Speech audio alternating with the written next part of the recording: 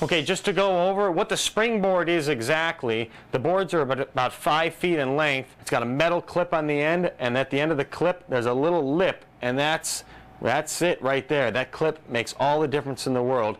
And in the old days, in order to chop down a tree, the trees were so big that the roots flared up, and you couldn't stand on the ground and chop down a tree because of all that root flare. You had to get up to where it was more of a uniform trunk. It's less wood to cut down, so you would put a notch in the tree, stand on this board, which is a springboard, and as you stick the board in, that clip grabs the grain of the wood and holds it there. So when you put it in there and you jump on that board and you're standing on the end of a 5-foot board, there is an enormous amount of torque that's on that clip right there. It can rip the whole pole out, so that's why a lot of the game is having a good light board that you can pick up with 2 hands and slam in and jump up, and that board's going to be nice and stiff, so when you're standing on it, you're going to have the confidence to chop. And it takes a solid year of cutting springboard to jump on that board and trust that it's not going to break, it's not going to sag. But that's where equipment comes into the game. Sometimes some clips will hold better than others, and equipment is part of wood chopping. All right, I've already marked out my pockets, and what I've done is I've had the same measurements for years. So my first up hit in the top of the block, I come down 38 inches, and then I come down 40 inches from the bottom of my top pocket to the bottom of my first pocket. And what I do is I mark those on my springboard here. I've got 38 inches here, 40 inches here, so you don't have to carry a tape measure with you. Just put your board up. The pockets are measured based on your up hit. You put an up hit in the log that's fastened on top of the springboard pole. Now you want to measure down, and that's your top pocket. And for me, it's about 38 inches because I'm about 6'2", and somebody taller, 6'3", 6'4", they might come down a little bit farther, so they're chopping in their power zone. Then you want to come down another 38 to 40 inches from your top pocket to your bottom pocket. So you're always chopping right here is where your power zone is. If you put this bottom pocket up too high, and you're standing on that bottom board and you're trying to make your top pocket down too low, so I like to have it so I can look right in, because you got to bore right into the pocket. So I like to be able to have it actually up a little bit higher so you can see into the pocket to get right to the back of it. When I walk up to the springboard pole to get the pole set and ready for my event, it's not just where your pockets are going to be, but it's also when you cut the bottom pocket, you have to throw your axe into the pole. So you have to know exactly where that axe is going to be landing. So you want to shave off, the bark, and not just where you think it's going to be. Shave off a little bit around it in case you lose your balance. If you hit your axe into bark, there's grit, there's dirt in there, you're going to bang up the edge on your axe. You have to look at the pole because a pole isn't just a pole. It can be round, it can be oval, it can have knots, it can have splits in it. So I like to get mine where there's a little bit of an oval because with the arc, the chips seem to come out a little bit better. Trees don't grow exactly straight. They may have a little bend in it. Sometimes you want to, compensate for a little bend in the pole. So you want to get your pockets. That's very critical, exactly where the pockets go, because you'll see competitors, they'll put a pocket in. Technically, it'll be a perfect pocket, but all of a sudden, a big slab will give way or the tree will split out. And had they noticed that beforehand, they could have prevented that from happening just based on the grain of the tree or the roundness of the tree, where that board is going to be sitting, where the pressure is going to be grabbing it. There's no rules of how that tree grew, so you can't tell what's going to happen. You learn by experience. And if you come crashing down, you have to learn not only, how did I land, but what did I do wrong to cause that to happen. That's real critical. Some guys just sort of nonchalantly mark their pockets out. If you don't take the time to know exactly what's comfortable for you, you'll be chopping a pocket way too high or way too low where you can't look into it. So there's a lot of studying that goes into it beforehand. Obviously, ideally, 4 hits is the best you can do. The best I can do is 4 hits on the bottom pocket, 6 hits on the top pocket. The way the shoe is angled, a lot of people think you want to come straight in on that bottom hit, so you come down on like a 45-degree angle, and I actually come with a little bit of upslope, and you'll see other guys do too. But so you have to kind of look at look at the clip at the angle of the bottom of that to see how that's going to rest on the bottom. If you have a real thick shoe, you need to come with a little bit of upslope, otherwise your board's going to sit up too high. And also gives you a little more surface area to keep that slab from slabbing out. Once you get everything set, then you can make that bottom pocket with confidence. Theoretically, it's 4 hits, so I'll try to see if I can get it in 4. But the harder you hit it, the better. If you go easy and you're concerned about screwing it up, you got to hit it hard, get in there deep with 4 big hits. You know, and a lot of guys also, they'll open up big and then try to tap 2 in. Don't try to do that. There's only a few guys in the world that are really good at that. Lay those 3rd and 4th hits in there. And what I like to do, I like to open up with a full face of the axe. Gives you a big opening to shoot at, and then do your 3, 4 boring it in with the heel of the axe. That heel's going to get in deep. The gun goes off, I start on my bottom pocket, 4 hits is the minimum. I take a down hit, a little bit of an up hit, flatten off that next down hit, and then straight in. That's 4 hits, the board will sit perfect. If you do that right. Try. I throw my axe in the log, make sure the axe is straight up and down. If it's in on an angle, that axe might fall out. That's very dangerous. Throw the axe straight in, up and down with the grain of the log, that handle, you pull up on that axe, it's going to stay there. You're going to stick the board in, hop up, and all of a sudden, here's your pocket that you've marked out is looking at you, and you know it's there. You've got the confidence to put that top board in, because even though it's only 6 feet off the ground, you can break an ankle coming down. That sits in there pretty good because this is tulip poplar and it's a firm wood. If it's pine, you want to get in deeper in that because it's going to sag.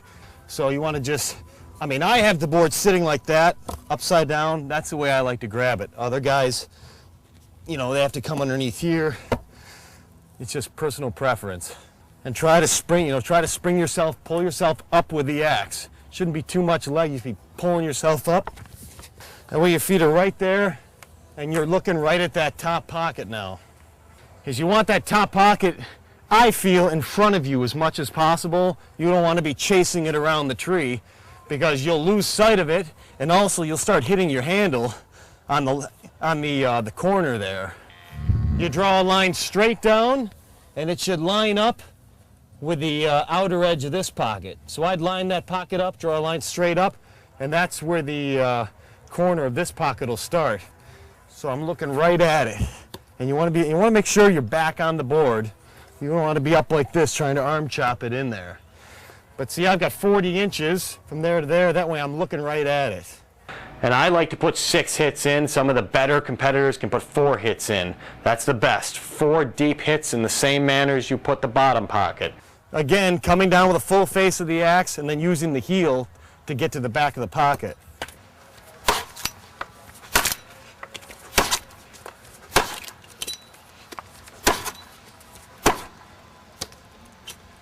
And I've used the heel, and I'm all the way in there now. And it's just, I've rolled it in gradually with each hit.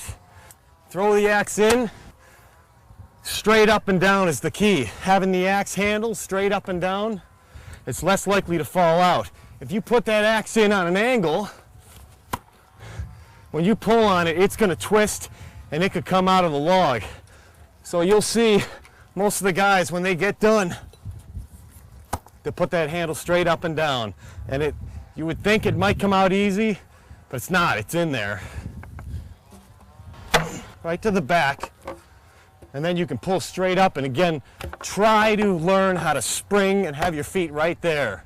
Instead of climbing up and stepping back, I like to be able to spring up and have my feet right where they're going to be to chop. With the chopping log, which is fastened on top of the pole, big thing is there's rules that if you put an up hit in, you hit it hard, and that piece of wood slabs the whole length of that log. That slab comes off, all that wood falls off. Well, that's less wood you have to cut. So here's the rule: you have to put slab nails in. The top of the log holds the log intact, because those axes driving in there will blow it off. You have to hold it together. Now you have to make sure that those slab nails are in the region that you're going to be chopping. Now the rule is you have to have 5 nails, But there's no rule that says you can't put nails all the way around, which is what I do, and some other competitors will put nails all the way around just to play it safe. That slab falls off, you're not going to get a DQ.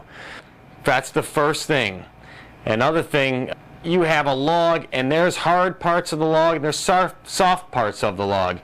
If you have a hard, dense wood, you want to put that either on the far side, where it's a little bit of wood you're going to be cutting, or on the back side, because you're putting a big front in a springboard log. You're going to cut 3/4 of the way through at least.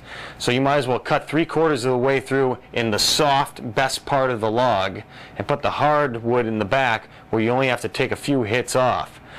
You have to learn to recognize where that hard, dense wood is.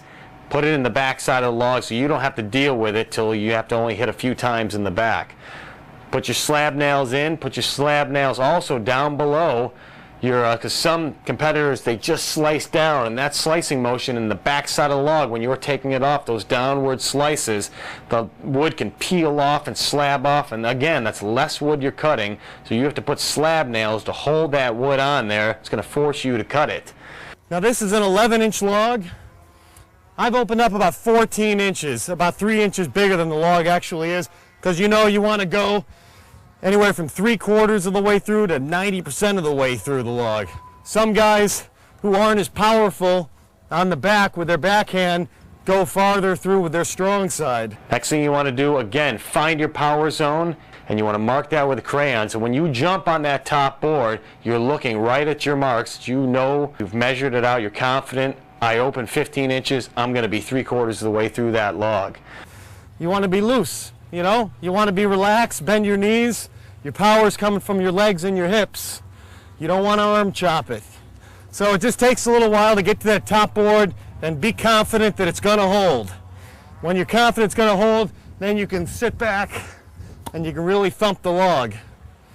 If you open 2 up, you want to reach over with that first hit.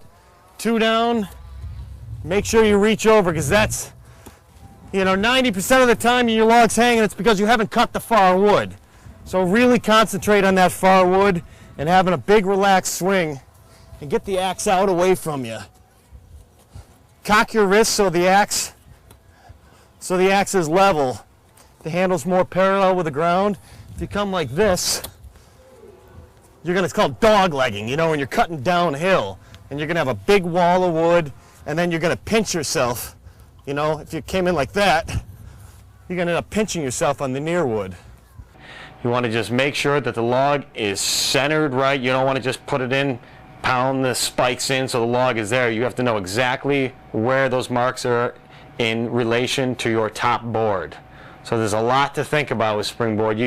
When you go to set up in the morning, I like to block out about 45 minutes of time just to make sure everything is right. You don't want to rush it at all. So when you go to the back side, it only takes 1 or 2 miss hits. If you're trying to get the log off, 1, 2, 3 hits that should come off and you miss it, that's your fault. You have to take an extra hit because of a mistake you've made. That's going to cost you seconds, and at this time in the sport, the competition is so tight, 1 miss hit will cost you the race. I like to start chopping with 2 hits up and 2 hits down. Instead of going 1 hit up and 1 hit down, I like to put 2 hits up because I know that chip is going to come out in case I'm not exactly right with the accuracy of my axe. Put 2 hits up, 2 hits down, and then another 2 hits up, 2 hits down, and I'll repeat that pattern. And I've already almost started to roll in too much on the top. You want to make sure you've always got a wall of wood there to chop into. I like to be a little flatter on the top. That way you can keep coming with this upslope. The more you can maintain that slope going up, you're going to just keep penetrating. But once you've rolled in and you've gone flat, then you're going to lose all that penetration. And when you hit, remember we said break your wrists, let the toe of the axe travel around, cut that far wood. 2 hits up, 2 hits down, and I'll repeat that pattern until I'm 3/4 to 90% of the way through that log, and really thinking about reaching the far wood, because that's the wood that holds you and it's going to win or lose you the race. Now I just did a 1 and 1 on the far side. Don't hesitate to do that. It can hurt you. It can only help you. Doing 1 and 1 And you'll always think you've got that far wood out, but you never really do. 1-on-1 on the far side always gets that far wood out, because that's always what's gonna hold you there. I did a 1-on-1, now I'd probably go 2 up, far, and middle. I'm there in my near wood, so there's no need to hit that again. And I'll cut as far as I can through the log and try to make a quick switch to the back. And then now you have to cut back-handed. It's awkward, it's left-handed. Now when you go to the back side, you've all seen different techniques. You can slice it off from the back, coming down like that. That seems to be proven to be the best thing. Guys are getting the logs off faster than they ever have before. Coming down about 5 inches above your bottom hit. Sometimes they slice down low and then up high, and that low hit acts as a chipping hit, and the chip comes out. I'm more confident actually chopping the log backhanded, making my traditional up hits and down hits.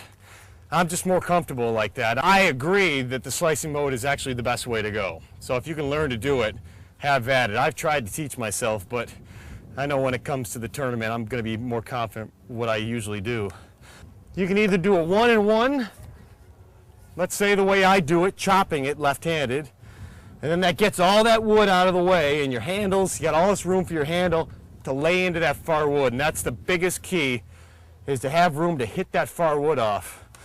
And I like to be able to only have to put up 1 hit up, and then 2 or 3 hits down, and I want that log to come off. And now I've got a big point right there to reach over, and now I'm off right here on the near side. But the biggest key is to leave. You don't want to be pinched. Once you're pinched, you're in trouble, so it's the same thing. Have a wall of wood there to drive into.